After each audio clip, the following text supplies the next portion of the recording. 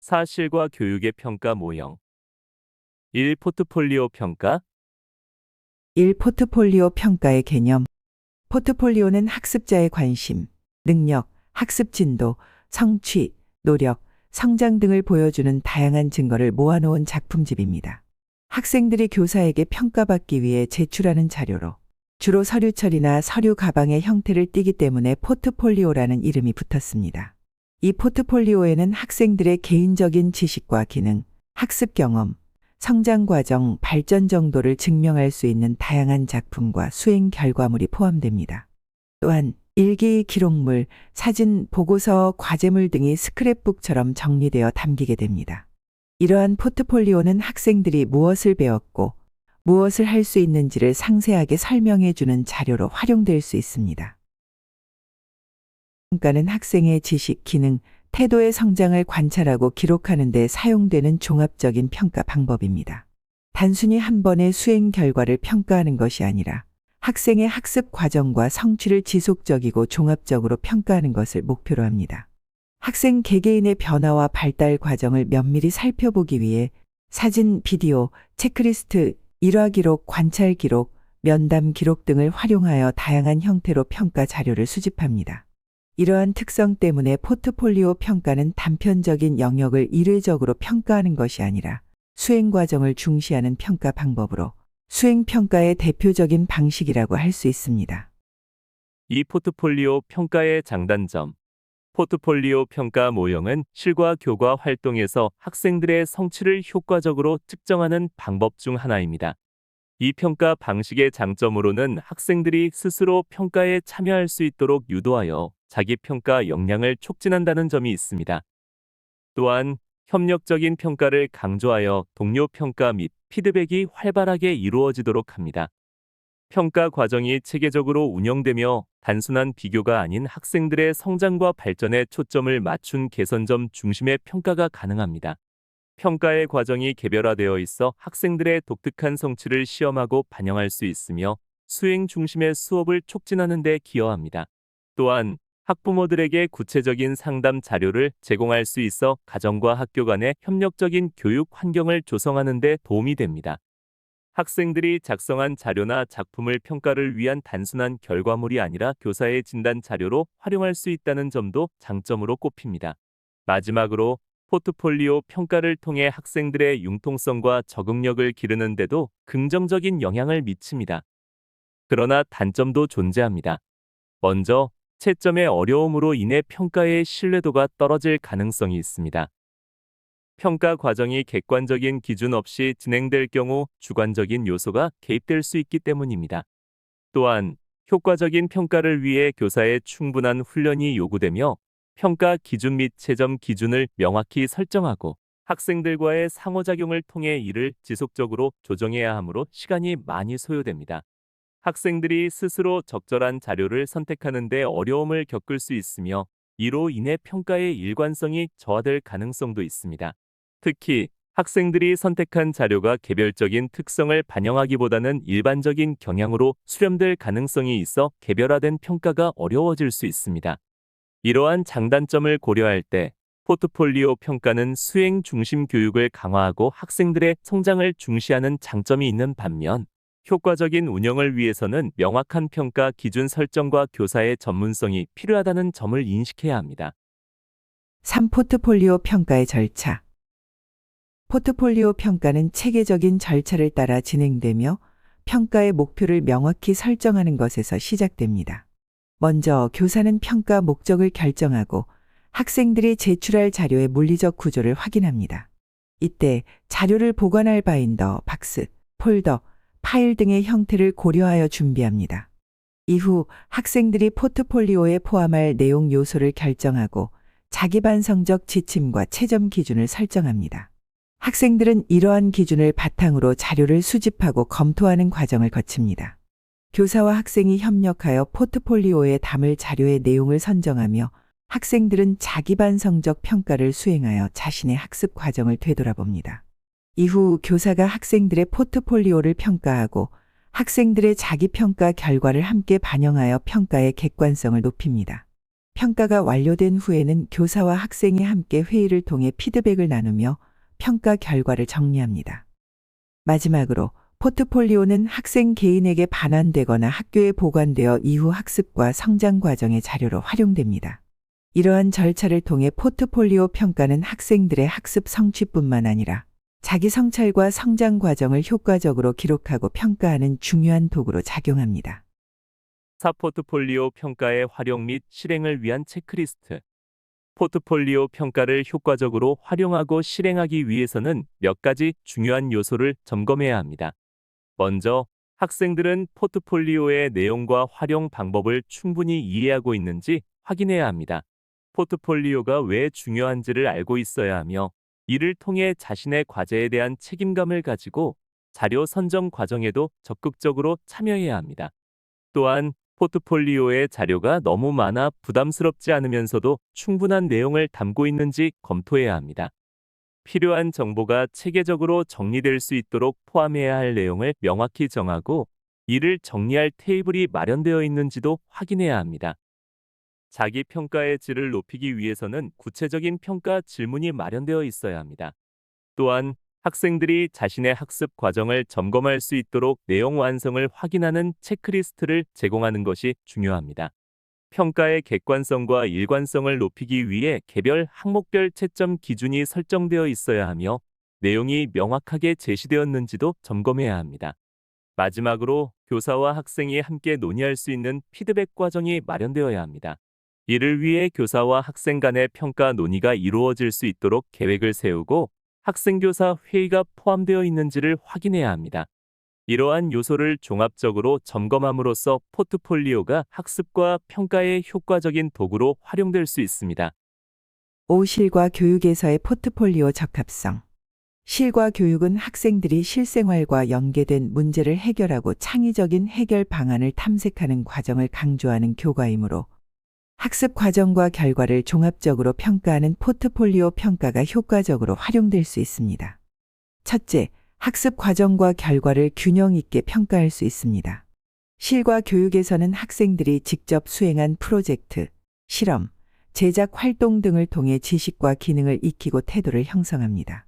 포트폴리오 평가는 학생들이 학습 과정에서 수행한 다양한 활동과 성취 결과물을 기록하고, 이를 바탕으로 성장 과정을 평가할 수 있는 장점을 가집니다. 둘째, 학생 개개인의 역량을 반영한 맞춤형 평가가 가능합니다. 실과 교육에서는 학생들이 각자의 관심과 적성을 살려 다양한 프로젝트를 수행하는 경우가 많습니다. 포트폴리오를 활용하면 학생들의 개별적인 학습 목표와 성장을 기록할 수 있어 획일적인 시험 평가보다 더 정교한 개별 평가가 이루어질 수 있습니다. 셋째, 실천적 문제 해결 능력과 창의적 사고력을 평가할 수 있습니다. 실과 교육에서는 가정생활, 기술, 환경, 식생활 등 실천적인 문제를 다루고 학생들이 스스로 문제를 정의하고 해결하는 능력을 기를 수 있도록 지도합니다. 포트폴리오는 이러한 실천적 문제 해결 과정과 결과를 체계적으로 기록하여 학생들이 학습한 내용을 실제 생활과 연결할 수 있도록 도와줍니다.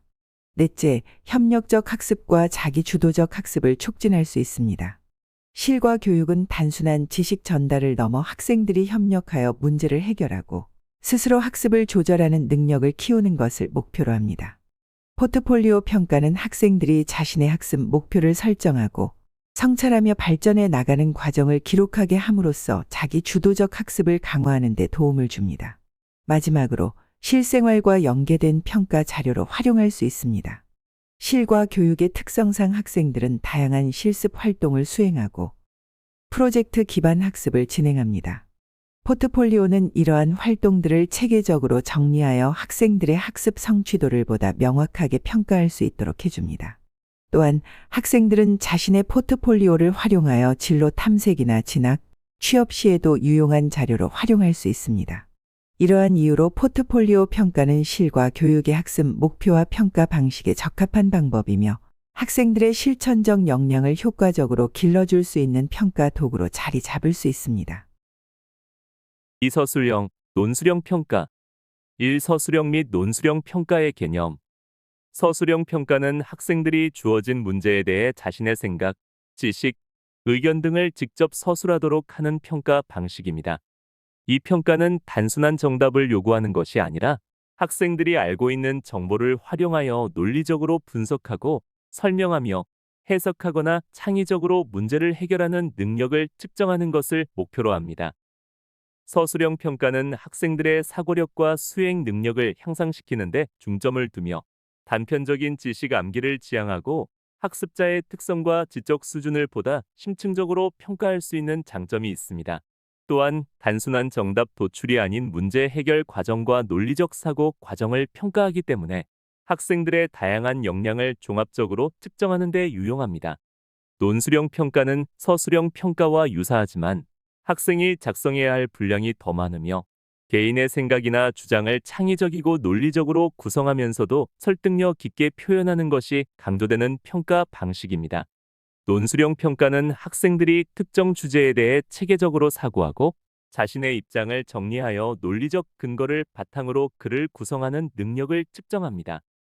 일반적으로 서술형 평가와 논술형 평가는 구별되기도 하지만 서술형 평가의 하위 개념으로 포함되는 경우가 많습니다. 서술형 평가는 비교적 짧은 답변을 요구하는 반면 논술형 평가는 보다 심층적이고 구조화된 글쓰기를 요구합니다. 따라서 평가의 목적과 난이도에 따라 서술형 평가와 논술형 평가를 구분하여 적용할 수 있으며 두 평가 방식 모두 학생들의 사고력, 문제 해결력, 표현력 등을 종합적으로 평가하는 데 효과적인 도구로 활용될 수 있습니다. 이 논술형 및 서술형 평가의 장단점. 서술형 및 논술형 평가는 학생들에게 스스로 사고하고 표현할 수 있는 기회를 제공하는 효과적인 평가 방식입니다.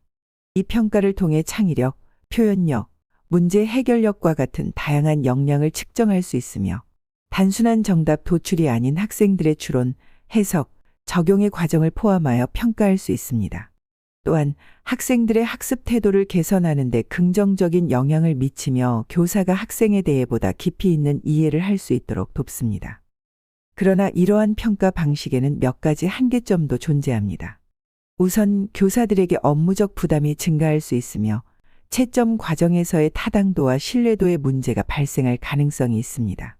또한 선택형 평가에 비해 문항 표집의 수가 제한되는 단점이 있으며 일부 교원들은 서술형 및 논술형 평가의 전문성에 대해 부정적인 인식을 가질 수도 있습니다. 이러한 장단점을 고려하여 평가 방식을 적절하게 활용하는 것이 중요합니다. 3. 논술형 및 서술형 평가 문항의 제작 절차. 논술형 및 서술형 평가 문항을 제작하는 과정은 체계적인 절차를 거쳐 이루어집니다. 먼저 교육과정과 평가의 성격을 근거로 평가 목적을 설정하고 성취 기준을 확인합니다. 이후 평가 대상의 특성과 수준을 파악하기 위해 생들의 사용 어휘 수준, 자료 해석 능력, 응답의 범위 및 적절성 등을 고려합니다. 다음으로 평가 목표와 성취 기준의 달성 여부를 판단할 수 있는 내용을 포함한 출제 계획표를 작성하며 성취 기준과 상세 수준을 분석하여 문항 설계에 적합한 기준을 세웁니다. 문항 제작 과정에서는 평가 목표에 적합한 영역을 설정하고 이에 맞춰 이원 분류표를 작성합니다. 그런 다음 성취 기준을 충분히 고려하여 문항의 관련도를 높인 문항 구상과 초안을 작성합니다. 초안이 마련되면 기본 답안과 채점 기준을 함께 작성하며 이를 동료 교사 및 교육 전문가들의 검토를 거쳐 보완합니다. 이후 평가 목표와 채점 기준, 배점 등을 학생들에게 공지한 후 평가를 시행합니다. 평가가 완료되면 전체적인 답안을 분석하고 단편적인 응답 내용 중 일부를 채점 예시로 제시하여 채점 기준을 보완합니다. 채점 및 확인 과정에서는 채점자 간 오류를 최소화하고 신뢰도를 높이기 위해 채점 절차를 조정하고 검토합니다. 마지막으로 성적을 공지하고 학생들에게 평가 결과와 절차를 안내하며 평가를 마무리합니다. 이러한 체계적인 절차를 거쳐 논술형 및 서술형 평가 문항이 완성됩니다. 사채점 기준 작성을 위한 유예사항. 서술형 및 논술형 평가에서 채점 기준을 작성할 때는 몇 가지 중요한 원칙을 지켜야 합니다. 먼저 문항이 요구하는 핵심 내용을 명확하게 반영하는 채점 기준을 마련해야 합니다. 이를 위해 기본적인 답안을 작성하고 예상되는 다양한 학생의 답안을 열린 시각으로 검토하는 과정이 필요합니다. 또한 채점 기준은 단독으로 작성하는 것이 아니라 동료 교사와 협의하여 기준표를 개발하는 것이 바람직합니다. 이후 채점 기준을 공개하고 의견을 수렴하여 수정하는 과정을 거쳐야 보다 신뢰도 높은 평가 기준이 완성됩니다.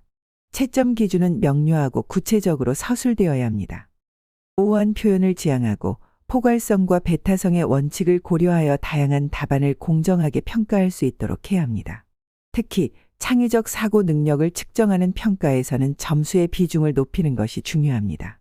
마지막으로 채점 방식은 단계별 점수 부여보다는 요소별 조건별 채점 기준을 마련하는 것이 더욱 적절합니다. 이는 평가의 객관성을 높이고 학생들의 다양한 사고 과정과 표현 방식을 보다 공정하게 반영할 수 있도록 돕습니다. 이러한 과정을 통해 서술형 및 논술형 평가의 신뢰성과 타당성을 확보할 수 있습니다. 5. 실과 교육에서 서술형 평가의 적합성. 실과 교육은 학생들이 일상생활과 연계된 문제를 탐색하고 창의적인 해결 방안을 모색하며 이를 실천하는 과정을 중시합니다. 이러한 특성상 학생들이 단순한 지식 암기에 그치지 않고 실생활 문제를 해결하는 능력을 평가할 수 있는 서술형 및 논술형 평가가 효과적입니다.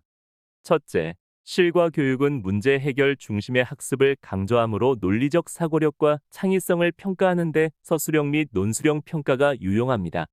예를 들어 학생들이 가정생활이나 식생활, 기술 활용 등과 관련된 문제 상황을 분석하고 이를 해결하기 위한 방안을 논리적으로 설명하도록 요구할 수 있습니다. 이를 통해 단순한 정답을 찾는 것이 아니라 다양한 해결책을 모색하고 자신의 생각을 표현하는 능력을 기를 수 있습니다. 둘째, 실과 교육은 실천적 태도와 가치 형성을 중요한 학습 목표로 삼고 있습니다. 서술형 및 논술형 평가는 학생들이 자신의 생활 습관이나 가치관을 반영하여 답변할 수 있도록 유도합니다. 예를 들어 환경을 고려한 지속 가능한 식생활 실천 방안을 제안하는 문제나 가정 내 역할 분담의 중요성을 논리적으로 설명하는 문제를 제시할 수 있습니다. 이를 통해 학생들은 자신이 배운 내용을 실제 삶에 적용하는 방법을 고민하게 됩니다. 셋째, 학생 개개인의 성장 과정과 수행 능력을 평가하는 데 적합합니다.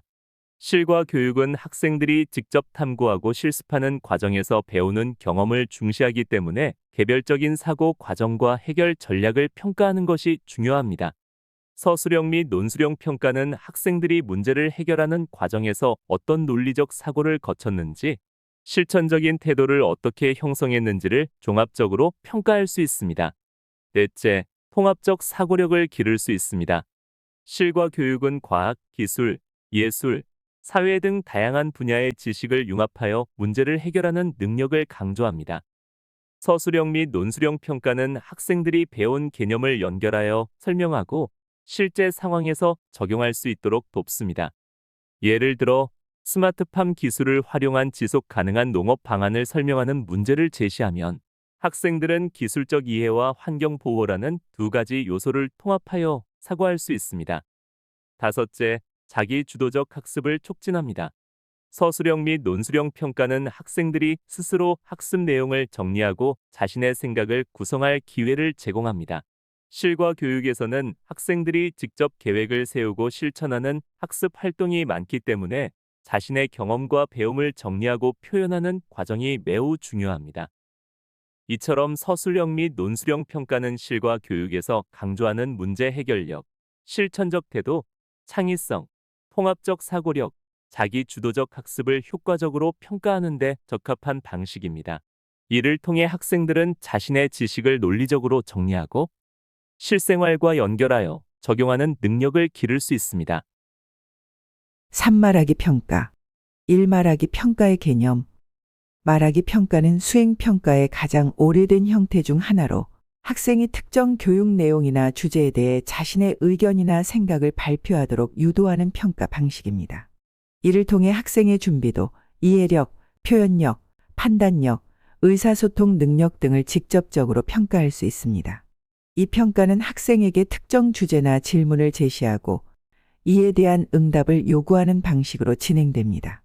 이러한 점에서 면접과 유사하지만 면접이 주로 정의적 영역에 인성 및 태도를 중심으로 평가하는 반면 말하기 평가는 보다 폭넓은 범위에서 이루어집니다. 즉 개별적인 대면 상황뿐만 아니라 교실 수업 환경에서도 활용될 수 있으며 학생들이 교사나 동료 학생들에게 자신의 의견이나 생각을 발표하는 과정까지 포함됩니다. 또한 말하기 평가는 학생이 언어를 활용하여 자신의 사고를 명확하게 전달하는 능력을 길러주며 논리적 사고력과 비판적 사고력 향상에도 기여합니다. 이에 따라 말하기 평가는 단순한 지식 전달을 넘어 학생이 적극적으로 참여하고 소통하는 학습 환경을 조성하는 데 중요한 역할을 합니다. 이 말하기 평가의 장단점. 말하기 평가는 학습자의 인지적 구조와 문제 해결 과정을 실제 수행을 통해 직접적으로 평가할 수 있는 장점이 있습니다. 단순한 지식 전달이 아니라 교수, 학습 과정 자체에 초점을 맞추며 학습자의 사고력과 상호작용 능력을 평가하는 데 효과적입니다. 또한 실질적인 능력을 평가할 수 있어 학생들이 학습한 내용을 실생활에서 어떻게 적용하는지 확인하는 데 유용합니다. 그러나 말하기 평가에는 몇 가지 단점도 존재합니다. 평가 문항이 주관적일 수 있으며 평가자의 훈련 정도, 평가 환경, 평가 시간 등에 따라 결과가 달라질 수 있어 신뢰도 문제가 발생할 가능성이 있습니다. 또한 말하기 평가를 진행하는 데 많은 시간이 소요되며 평가자가 채점을 할 때 주관성이 개입될 위험이 있습니다. 이러한 점을 고려하여 평가 기준을 명확히 설정하고 평가자의 전문성을 강화하는 노력이 필요합니다. 3. 말하기 평가의 절차. 말하기 평가는 체계적인 절차를 통해 효과적으로 수행될 수 있습니다. 먼저 교사는 평가의 목적을 명확히 인식해야 합니다. 학습자의 요구 사항을 반영하여 교수 목표에 맞게 평가를 설계하며 말하기 평가뿐만 아니라 읽기, 쓰기와도 연계하여 지속적이고 계획적으로 실시하는 것이 중요합니다. 평가 목적이 설정되면 이를 바탕으로 평가를 계획합니다. 교실에서 이루어지는 교수 활동과 과업을 확인하여 평가와 자연스럽게 연결될 수 있도록 하고 평가 방식을 개별 또는 그룹 평가로 정할지 학생의 언어 사용을 어떻게 수집할 것인지 평가 빈도와 피드백 방식은 어떻게 할 것인지 등을 결정합니다. 다음 단계로 평가 척도안과 채점 기준을 개발합니다. 평가가 이루어지기 전에 학습자들이 평가의 목적과 기대되는 수행 수준과 평가 기준을 충분히 숙지하도록 하여 평가에 대한 명확한 방향을 제시하는 것이 중요합니다. 이를 통해 학생들은 평가를 미리 준비할 수 있으며 공정한 평가가 이루어질 수 있습니다. 마지막으로 평가 활동을 선택합니다. 말하기 평가는 상황 속에서 실제적인 언어 사용을 평가하는 것이므로 단순한 발화 평가가 아닌 의사소통 기능과 학습적 기능을 동시에 촉진하는 방식으로 구성해야 합니다. 특히 말하기 평가는 과업 수행 과정에서 실시할 때 더욱 효과적이며 학습자들의 자연스러운 언어 활용 능력을 평가하는 데 유용합니다. 3. 말하기 평가의 유의사항. 말하기 평가를 효과적으로 수행하기 위해서는 몇 가지 유의사항을 고려해야 합니다. 먼저 가능한 한 긴 시간에 걸쳐 평가를 진행하는 것이 중요합니다. 충분한 시간 동안 학습자의 다양한 언어 표현을 관찰하고 평가해야 합니다. 또한 주어진 시간 내에서 한 가지 구체적인 내용에 대해 다양한 언어 표집을 수집하는 것이 필요합니다. 평가자의 선정과 훈련 또한 중요한 요소입니다. 신중하게 평가자를 선택하고 사전에 충분한 훈련을 제공해야 객관적이고 공정한 평가가 이루어질 수 있습니다. 말하기 평가에는 제2의 평가자를 참여시켜 다각적인 시각에서 학습자의 언어 능력을 평가하도록 하는 것이 바람직합니다. 수험자의 수준에 맞는 적절한 과제와 화제를 선택하는 것도 중요합니다. 너무 어려운 주제를 다루면 학습자가 제대로 표현할 기회를 얻지 못할 수 있기 때문입니다. 또한 말하기 평가는 조용한 환경에서 진행해야 학습자가 편안하게 자신의 의견을 표현할 수 있습니다. 평가 전에 수험자가 부담을 느끼지 않도록 배려하는 것도 필요합니다. 평가 전 충분한 정보를 제공하여 평가 방식과 기대되는 수행 수준을 이해하도록 돕는 것이 좋습니다. 마지막으로 평가자가 너무 많은 말을 하지 않고 학습자가 충분히 발화할 수 있도록 해야 합니다. 이러한 유의 사항을 준수하면 말하기 평가가 더욱 효과적이고 공정하게 이루어질 수 있습니다. 5. 실과 교육에서 말하기 평가의 적합성. 말하기 평가는 실과 교육에 적용하기에 매우 적합한 평가 방법입니다. 실과 교육은 학생들이 실생활과 밀접한 주제에 대해 탐구하고 문제를 해결하며 협력적으로 학습하는 과정을 포함하고 있기 때문에 학습자의 사고력과 문제 해결 능력을 직접 평가할 수 있는 말하기 평가가 효과적입니다. 첫째, 실과 교육에서는 학생들이 자신의 경험과 생각을 바탕으로 의견을 표현하는 기회가 많습니다. 가정생활, 기술 활용, 지속 가능한 생활, 식생활 등의 다양한 주제에 대해 학생들이 말로 설명하고 토론하는 과정은 학습 내용을 깊이 이해하고 적용하는 데 도움이 됩니다. 예를 들어 가정에서의 역할 분담이나 지속 가능한 소비 방법 같은 주제를 두고 학생들이 자신의 의견을 말하고 토론하도록 하면 학습 효과가 더욱 커집니다. 둘째, 말하기 평가는 실과 교육에서 강조하는 실천적 문제 해결 능력을 평가하는 데 적합합니다. 학생들이 기술적 문제 해결 과정이나 창의적 아이디어를 설명하면서 논리적 사고력을 키울 수 있으며 자신의 해결 방법을 구체적으로 표현함으로써 실천적 사고를 발전시킬 수 있습니다. 셋째, 실과 교육에서는 협력 학습이 중요한 역할을 합니다. 말하기 평가를 통해 학생들이 팀원들과의 의사소통 능력을 기를 수 있으며 협력적으로 문제를 해결하고 결과를 발표하는 과정에서 상호작용 능력을 평가할 수 있습니다. 실생활과 연계된 다양한 활동을 수행하는 과정에서 학생들이 경험을 공유하고 피드백을 주고받으면서 학습이 더욱 심화됩니다. 넷째, 말하기 평가는 학생들의 태도와 가치관 형성을 평가하는 데도 효과적입니다. 실과 교육에서는 윤리적 소비, 환경보호, 가정 내 역할 수행 등 태도와 가치관이 중요한 요소로 작용합니다. 학생들이 자신의 가치관을 말로 표현하고 설명하는 과정에서 교사는 학습자의 인식을 파악하고 긍정적인 태도 형성을 유도할 수 있습니다.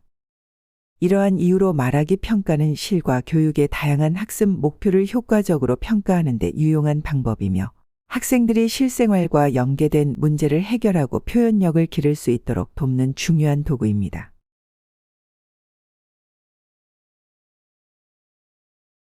4. 프로젝트 평가. 1. 프로젝트 평가의 개념. 프로젝트 평가는 학생들의 학습을 촉진하고 자기 주도적 학습 능력을 키우는 데 효과적인 교수, 학습 도구입니다. 이 평가 방법을 활용하면 학생들은 과제 수행 과정에서 소유의식, 학습 동기, 성취감, 그리고 참여 의식을 자연스럽게 기를 수 있습니다. 또한 자기평가 및 동료 평가 과정에 참여함으로써 비판적 사고력과 비평 안목을 키울 수 있으며 학습자 스스로 자신의 성취를 반성할 기회를 가질 수 있습니다. 나아가 프로젝트 평가는 교사와 학생이 함께 학습 목표를 설정하는 데 도움을 줄 뿐만 아니라 학부모 상담이나 학부모 회의에서 학생의 학습 과정을 보여주는 보조 자료로 활용될 수도 있습니다. 프로젝트 평가에서 중요한 점은 수행 과정과 수행 결과 중 어느 부분에 초점을 둘 것인지, 과제 수행을 위해 필요한 자원을 어떻게 동원하고 활용할 것인지, 그리고 과제 수행과 관련된 활동 요소를 어느 정도로 구체적으로 규정할 것인지 등을 평가자가 사전에 명확히 설정해야 한다는 점입니다. 이를 위해 교사는 평가 기준을 명확히 하고 학생들이 학습 과정에서 창의적 문제 해결 능력과 실제 적용 능력을 기를 수 있도록 유도해야 합니다. 프로젝트 평가는 정답이 정해진 선택형 지필 평가를 제외하고 다양한 평가 방법을 포함할 수 있습니다. 특히 관찰 평가, 자기 평가, 동료 평가를 적극적으로 활용함으로써 학생들의 학습 과정을 종합적으로 평가할 수 있습니다.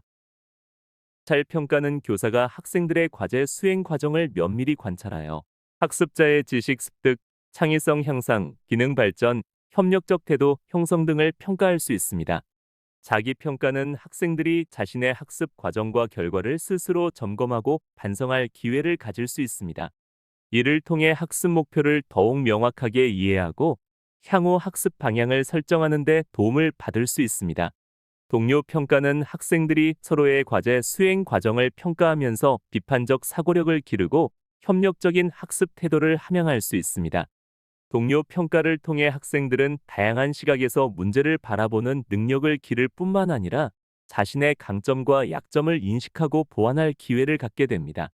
프로젝트 평가는 단순한 결과 평가가 아니라 과정 중심의 평가를 중시하며 학생 개개인의 학습 경험을 풍부하게 만들어줍니다. 특히 실과 교육과 같이 실생활과 연계된 학습이 중요한 분야에서는 프로젝트 평가가 더욱 효과적으로 활용될 수 있습니다. 학생들은 프로젝트를 수행하면서 학습 내용을 실제 상황에 적용하는 경험을 하게 되며 이를 통해 학습의 의미를 더욱 깊이 이해할 수 있습니다. 따라서 프로젝트 평가는 학생들의 창의적 문제 해결 능력, 자기 주도적 학습 역량, 협력적 태도 등을 종합적으로 평가할 수 있는 강력한 도구이며 학습자 중심의 교육을 실현하는 데 중요한 역할을 합니다. 프로젝트 평가의 채점 기준.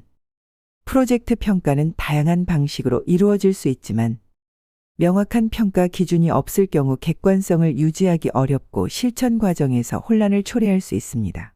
따라서 프로젝트를 실시하기 전에 수행평가 루브릭을 개발하고 이를 학습자에게 공개하여 활용하는 것이 중요합니다. 루브릭은 평가 기준과 척도를 구체화하는 도구로 교사가 이를 명확하게 제시하는 것만으로도 평가의 신뢰성과 객관성을 높일 수 있습니다. 또한 학생들에게 평가 기준을 미리 제공하면 앞으로 진행될 학습 과정에 대한 이해도를 높이고 교사가 기대하는 성취 수준을 명확하게 파악할 수 있도록 돕습니다. 프로젝트 학습에서는 학습자가 주도적으로 과제를 수행하는 과정이 중요하기 때문에 평가 척도 루브릭 교사가 전적으로 구성하는 것이 바람직합니다.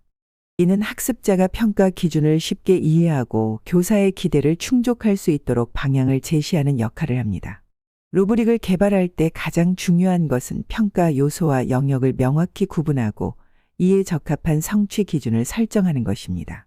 대부분의 프로젝트 학습에서는 단계별 평가 요소를 설정하고 평가 내용을 구체적으로 제시합니다.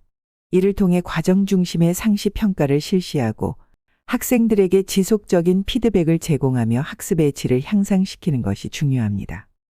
평가 척도는 크게 두 가지 방식으로 구성될 수 있습니다.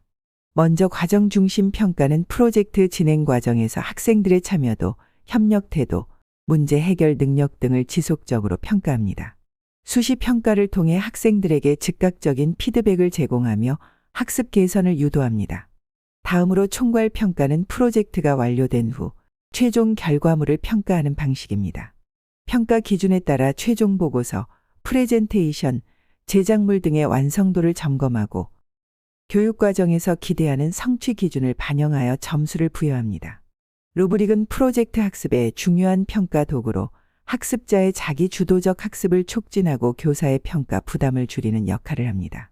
명확한 평가 기준이 제시되면 학생들은 자신의 학습 과정을 객관적으로 점검할 수 있으며 평가에 대한 불확실성을 줄일 수 있습니다. 또한 교사는 학생의 개별적인 성장을 보다 면밀하게 관찰할 수 있으며 단순한 결과뿐만 아니라 학습 과정까지 평가할 수 있습니다. 프로젝트 평가는 관찰 영역, 표현 영역, 기타 평가 방법으로 나누어 다양한 기준을 통해 학습자의 수행을 평가합니다. 먼저 관찰 영역 평가에서는 학생이 주제를 얼마나 잘 이해하고 있는지, 문제 해결 기회를 활용할 수 있는지, 조사와 탐구 방법이 적절한지를 평가합니다. 또한 독창성을 발휘하는지, 팀에서 중심적인 역할을 수행하며 협력적으로 활동하는지, 모둠원 간의 협력과 다른 모둠과의 협력이 원활한지를 살펴봅니다. 여기에 더해 학생이 흥미와 열정을 가지고 과제에 임하는 태도, 성취 욕구와 도전 의식을 발휘하고 있는지도 중요한 평가 요소입니다. 표현 영역 평가에서는 결과물의 질적인 수준을 중점적으로 살펴봅니다. 성취 기준을 잘 충족하는지, 독창적이고 사고력 발전이 이루어졌는지를 평가하며 결과물의 내용이 관련 교과와 충분히 연결되어 있는지, 자료를 효과적으로 활용하여 결론을 도출했는지를 분석합니다.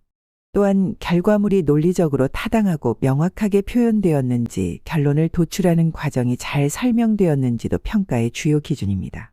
결과에 대한 설명과 표현 방식 역시 중요한 요소로 결과물을 제대로 설명할 수 있는 표현 방법을 선택했는지, 모둠원들의 관심과 재능을 잘 드러낼 수 있는 방식인지도 평가합니다.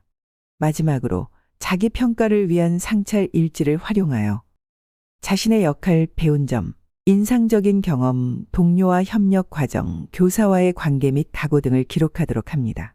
또한 탐구적 지식과 통합적 사고력을 평가하기 위해 서술 및 논술형 평가를 진행할 수 있습니다. 이처럼 프로젝트 평가는 단순한 결과물 평가를 넘어 학생들의 사고 과정, 협력적 태도, 문제 해결력 등을 종합적으로 평가하는 방식입니다. 이를 통해 학습자의 성장과 발전을 촉진하는 효과적인 평가 도구로 활용할 수 있습니다. 영어로 루브릭이라 표기하는 루브릭은 평가의 신뢰성과 객관성을 높이기 위해 사용되는 평가 기준표로 학습자의 수행 과정과 결과를 체계적으로 평가하는 데 활용됩니다. 루브릭이라는 용어는 라틴어 루브리카에서 유래되었으며 본래 붉은색으로 강조된 부분이라는 의미를 지닙니다. 중세 시대 유럽에서는 중요한 문서나 성경에서 주요 지침을 강조하기 위해 붉은 잉크를 사용했으며 이러한 용법에서 발전하여 오늘날에는 평가의 기준과 지침을 명확하게 제시하는 도구로 사용됩니다. 루브릭은 학습자들에게 기대하는 성취 수준을 구체적으로 제시하고 평가자가 일관된 기준에 따라 평가할 수 있도록 돕는 역할을 합니다. 이는 단순한 점수 부여 방식에서 벗어나 학습자의 수행 과정과 결과를 종합적으로 평가하는 수행 평가의 핵심 요소입니다. 결론적으로 프로젝트 평가에서는 과정 중심 평가와 총괄 평가를 균형 있게 운영하고 이를 위한 루브릭을 체계적으로 개발하는 것이 이를 통해 평가의 객관성과 신뢰성을 확보하고 학습자의 성장을 효과적으로 지원할 수 있습니다. 3. 프로젝트 평가의 배점과 내용. 이 프로젝트 평가지 사례는 초등학생들의 프로젝트 수행 결과물을 보다 체계적으로 평가하기 위해 설계되었습니다. 평가 항목은 최종 산출물의 질적 수준, 프로젝트 수업 의도의 반영 여부, 완결성, 그리고 협력적 관계의 반영 여부로 구성됩니다. 먼저 최종 산출물의 질적 수준은 프로젝트 결과물이 얼마나 완성도 높고 가치 있는지를 평가하는 기준입니다. 학생들이 프로젝트 과정에서 창의성과 논리성을 얼마나 반영했는지 살펴봅니다. 다음으로 프로젝트 수업의 의도가 얼마나 반영되었는지 평가하는 항목은 학생들이 프로젝트를 단순한 과제가 아니라 학습 목표와 연계하여 수행했는지를 중점적으로 확인합니다. 또한 최종 산출물의 완결성은 프로젝트 결과물이 체계적으로 정리되고 명확한 결론이 도출되었는지를 평가하는 요소입니다. 결과물이 논리적이며 전체적으로 잘 구성되었는지를 확인하는 것이 중요합니다. 마지막으로 모둠 내의 협력적 관계 반영 여부는 프로젝트 수행 과정에서 학생들이 어떻게 협력하고 역할을 분담했는지를 살펴보는 항목입니다. 팀원들 간의 소통과 협력이 원활했는지, 역할을 공정하게 분배하고 책임감 있게 수행했는지가 평가의 기준이 됩니다.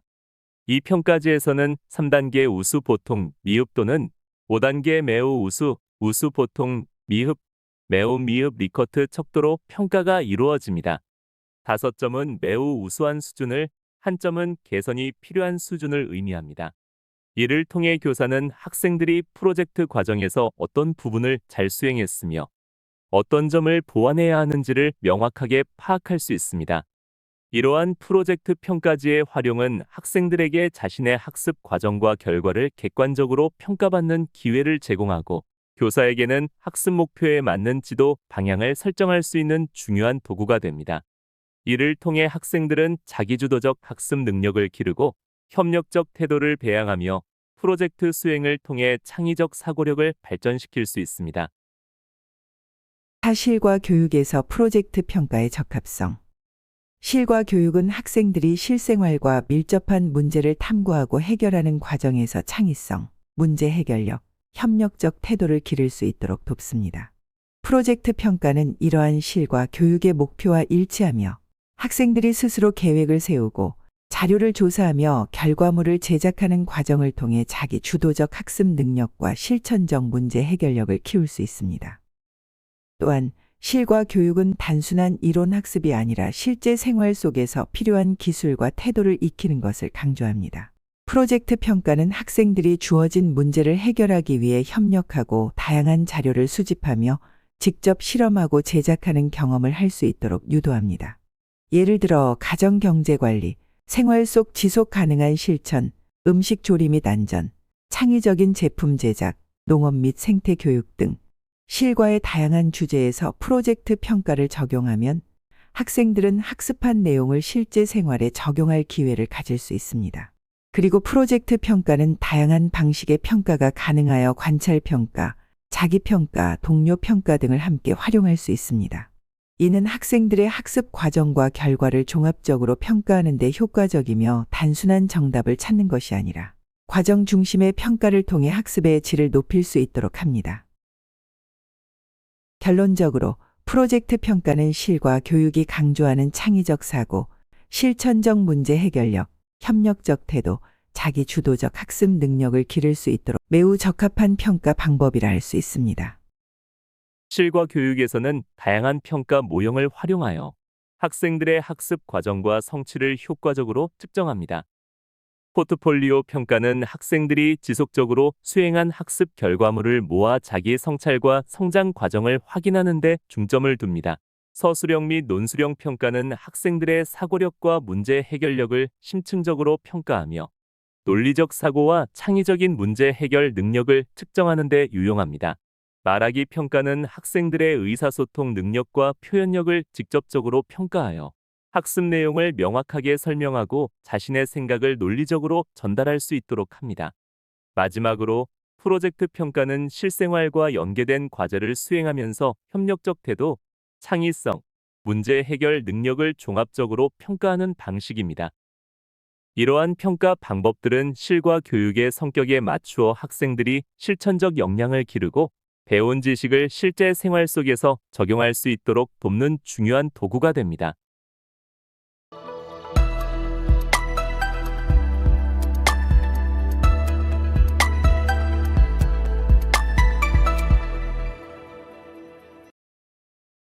실과 교과의 영역별 성취 수준.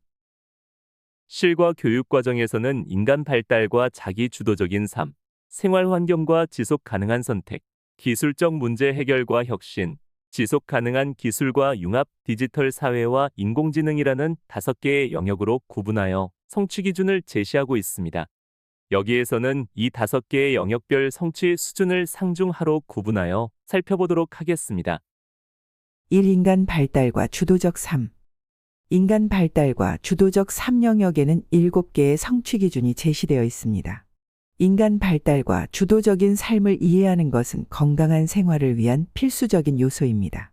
이 영역에서는 아동기 발달과 건강한 생활 습관을 익히고 자기 주도적인 태도를 기르는 것을 목표로 합니다. 성취 수준은 상, 중, 하로 구분되며 학생들이 얼마나 깊이 있는 이해와 실천 능력을 갖추고 있는지를 평가합니다. 성취 수준이 높은 학생들은 아동기 발달의 특징과 개인차를 이해하며 건강한 생활을 위해 필요한 조건과 자기 관리의 중요성을 잘 알고 있습니다. 건강한 가정생활을 위해 가족과 협력하는 다양한 방법을 탐색하며 균형 잡힌 식사와 옷차림의 중요성을 이해하고 실천합니다. 또한 자신의 발달 특성을 고려하여 구체적인 진로 계획을 세울 수 있으며 가정생활의 역할과 의미를 깊이 탐구합니다. 중간 수준의 학생들은 아동기 발달의 특징을 이해하고 건강한 생활 습관을 형성하기 위한 기본적인 원칙을 알고 있습니다. 식습관과 옷차림의 중요성을 인식하며 가정 내에서 수행해야 할 기본적인 역할을 수행할 수 있습니다. 또한 자기 관리를 위한 실천 계획을 수립하고 가정생활이 원활하게 이루어지도록 가족과 협력하는 태도를 가집니다. 다만 새로운 문제 상황에서 스스로 해결 방안을 찾는 데 어려움을 겪을 수도 있습니다. 성취 수준이 낮은 학생들은 아동기 발달에 대한 기본적인 개념을 이해하고 건강한 생활 습관이 필요하다는 것을 알고 있습니다. 그러나 이를 실천하는 과정에서 어려움을 겪을 수 있으며 자기 관리를 위한 구체적인 실천 방안을 마련하는 데 익숙하지 않을 수 있습니다. 가정생활의 중요성을 인식하지만 역할을 수행하는 데 있어서 적극성이 부족할 수도 있습니다. 이 영역을 학습함으로써 학생들은 자신의 성장 과정을 이해하고 주도적으로 삶을 계획하는 능력을 기를 수 있습니다. 또한 건강한 생활 습관을 형성하고 가족 및 사회와 협력하는 태도를 익혀 보다 성숙하고 자립적인 삶을 살아갈 준비를 하게 됩니다. 이 생활 환경과 지속 가능한 선택. 생활 환경과 지속 가능한 선택 영역에는 11개의 성취 기준이 제시되어 있습니다. 생활 환경과 지속 가능한 선택은 우리가 일상에서 사용하는 자원과 환경의 관계를 이해하고 이를 지속적으로 관리하는 능력을 기르는 데 중점을 둡니다.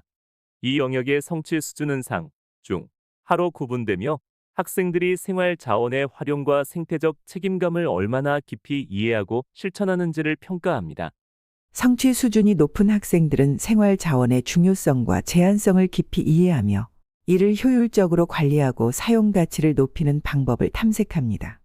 식재료를 선택할 때 환경 영향을 고려하여 지속 가능한 소비를 실천하며 올바른 의사 결정 과정을 통해 생활 속에서 친환경적인 선택을 적극적으로 실천합니다. 또한 생활 속 문제를 창의적으로 해결하는 태도를 기르며 나눔과 협력을 통해 자원의 가치를 공유하고 확산하는 역할을 합니다.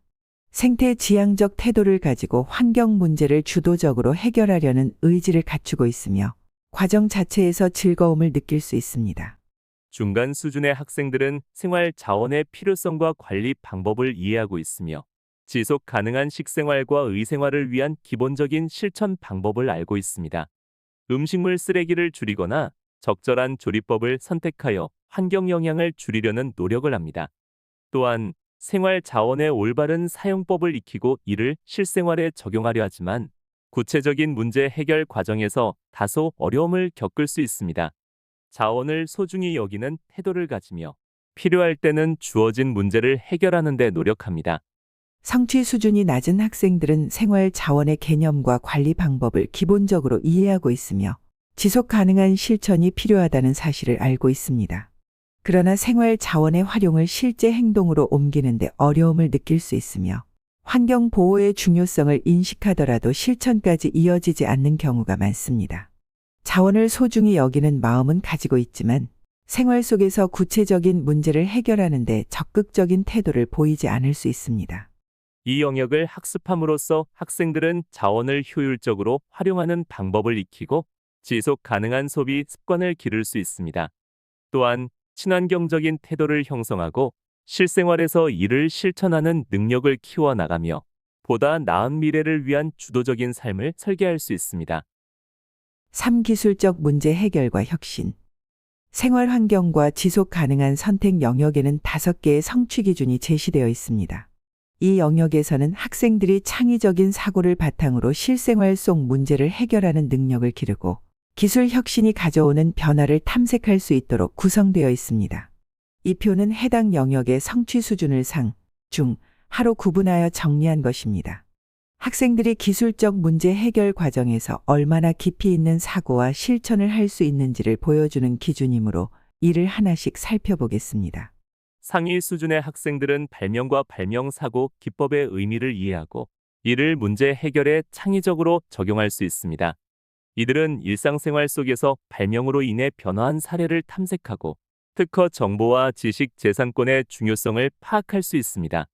또한 수송수단의 의미와 발전 과정에서 적용된 기술 요소를 이해하며 친환경 에너지를 활용한 수송수단을 직접 설계하고 제작하는 능력을 갖추고 있습니다.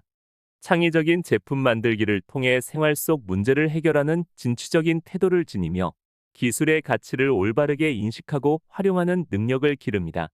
중간 수준의 학생들은 발명과 특허의 관계를 이해하고 있으며 발명 사고 기법을 활용하여 문제를 해결할 수 있는 창의적인 제품을 구상할 수 있습니다. 이들은 수송 수단의 개념과 구성 요소를 이해하고 있으며 친환경 기술이 적용된 수송 수단을 설계하거나 제작하는 과정에서 기본적인 원리를 적용할 수 있습니다. 창의적인 제품을 만들면서 기술의 가치를 인식하고 지식 재산권의 중요성을 인지하는 태도를 가집니다. 하지만 기술적 문제 해결 과정에서 다소 부족한 점이 있을 수 있으며 더 깊이 있는 탐구가 필요합니다. 하위 수준의 학생들은 발명의 기본적인 의미를 이해하는 단계에 있으며 발명 사고 기법을 활용하여 문제 해결을 시도하는 과정에서 개념적인 이해가 부족할 수 있습니다. 또한 수송수단의 발전 과정과 구성 요소를 익히는 과정에 있으며 친환경 기술이 적용된 수송수단을 단순 탐색하는 수준입니다. 창의적인 제품 만들기와 기술적 문제 해결에 대한 관심과 흥미는 있지만 실제 적용하는 과정에서는 추가적인 학습과 지원이 필요합니다. 이처럼 기술적 문제 해결과 혁신 영역에서는 학생들이 실생활 속 다양한 기술 문제를 해결하는 능력을 기를 수 있도록 구성되어 있습니다. 학생들은 발명과 기술의 발전 과정을 이해하며 창의적인 사고를 키우고 이를 바탕으로 새로운 해결책을 모색하는 경험을 하게 됩니다. 이러한 학습 과정을 통해 학생들은 문제 해결 능력을 배양하고 지속 가능한 기술 발전에 기여할 수 있는 실천적인 태도를 갖추게 됩니다. 4. 지속 가능한 기술과 융합. 지속 가능한 기술과 융합 영역에는 11개의 성취 기준이 제시되어 있습니다. 이 영역에서는 학생들이 친환경 기술, 디지털 기술, 생명 기술 등을 이해하고 이를 실생활에 적용하는 능력을 기를 수 있도록 구성되어 있습니다.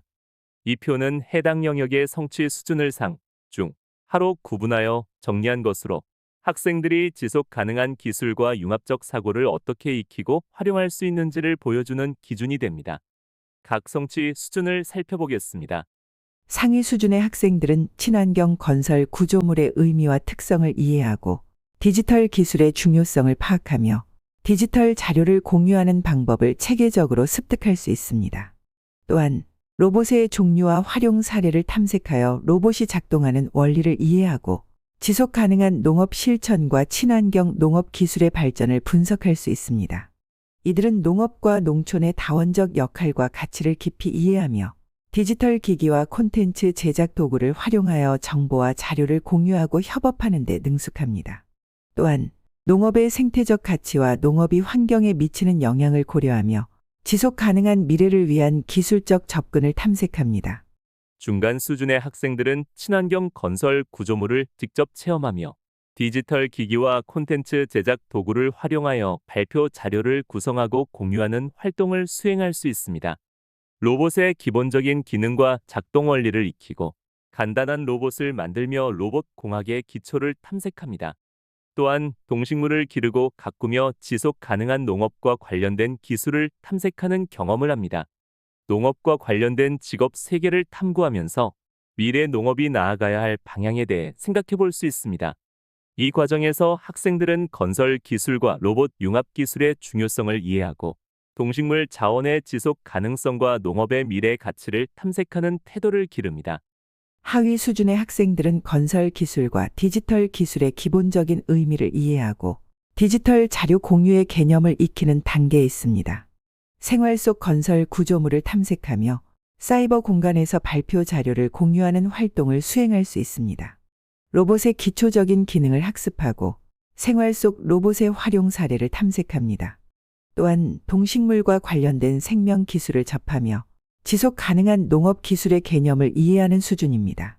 학생들은 건설 기술과 디지털 기술에 대한 관심과 흥미를 가지고 있으며 이를 실생활에 적용하는 방법을 배우는 과정에 있습니다.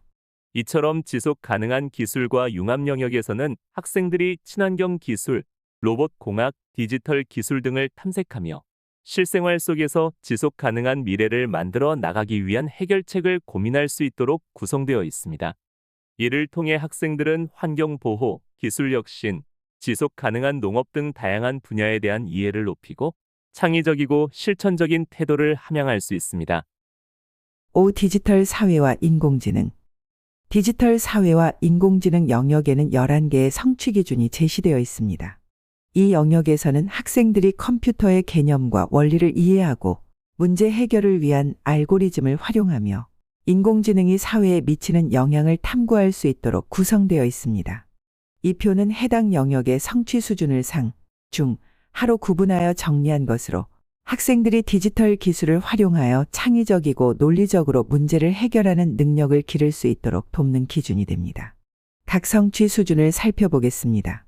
상위 수준의 학생들은 컴퓨터의 개념과 컴퓨터에게 명령하는 방법을 깊이 이해하며 디지털 데이터의 아날로그와 디지털 특성을 명확히 구별하고 인공지능이 만들어지는 과정과 사회에 미치는 영향을 분석할 수 있습니다.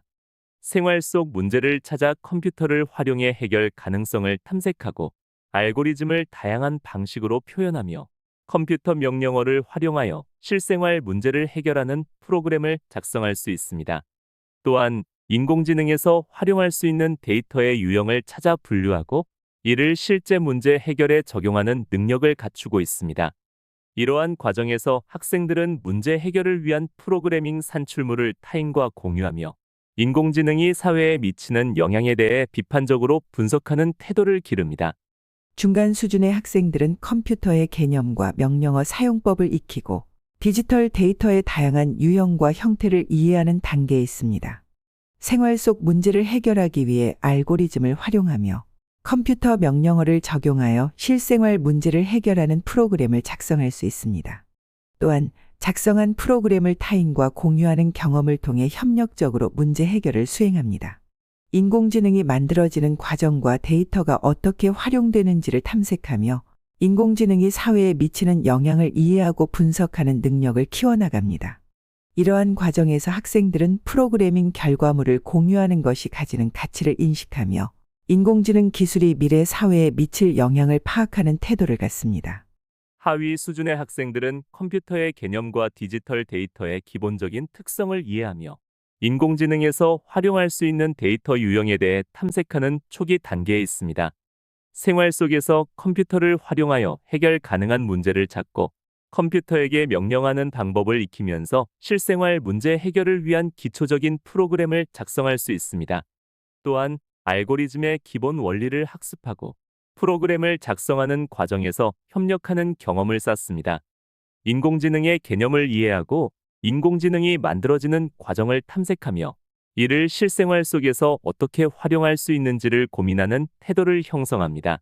이처럼 디지털 사회와 인공지능 영역에서는 학생들이 디지털 기술을 논리적으로 이해하고 컴퓨터를 활용하여 실생활 문제를 해결하는 능력을 배양할 수 있도록 구성되어 있습니다.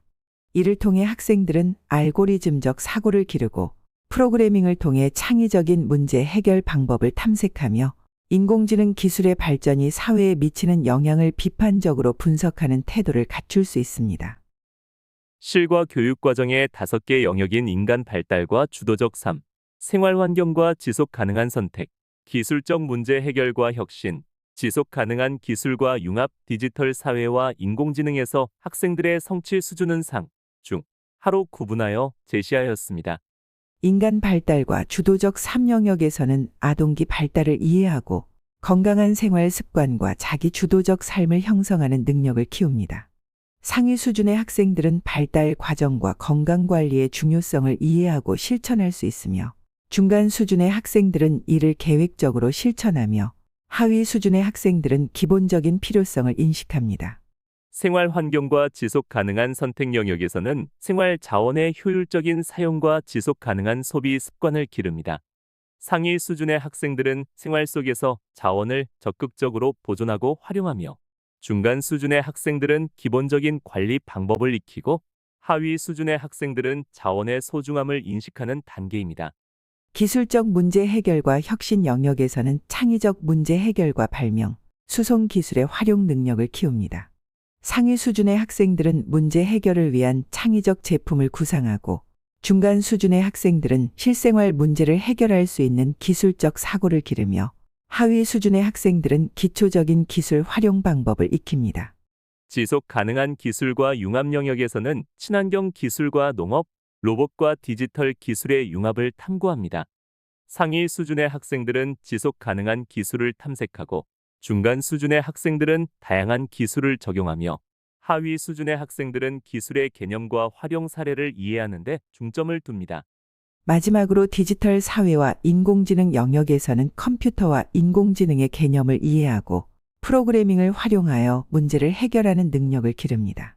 상위 수준의 학생들은 복잡한 문제를 분석하고 알고리즘을 활용하여 해결하며 중간 수준의 학생들은 기초적인 프로그래밍을 적용하고 하위 수준의 학생들은 기본 개념을 익히며 컴퓨터 활용법을 탐색합니다. 전반적으로 실과 교육 과정은 학생들이 자기 주도적이고 창의적인 문제 해결 역량을 갖추며 지속 가능한 삶을 실천하고 디지털 기술을 활용할 수 있도록 체계적으로 구성되어 있습니다.